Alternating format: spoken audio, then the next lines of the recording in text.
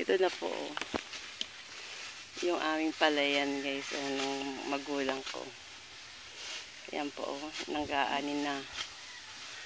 Ginagapas na nila. Ayan. Ayan po sila nagagapas. Ilan sila? 5.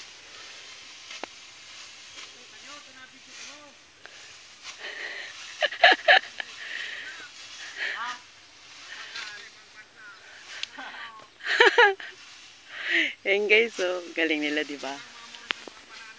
Mauraga niyang parana ni mga taga Bicol. Guys, ayan guys, so galing nila. Nandoon guys, tapos na yung kila Nilo. Ito yung sa kuya ko. Siya ang nagpaani nito.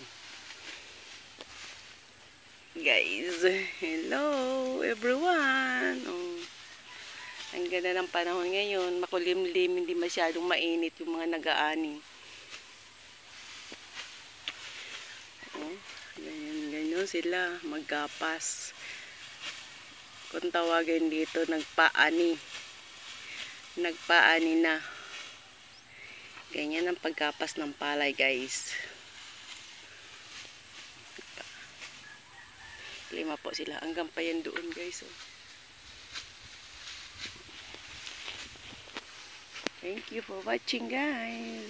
Ayan.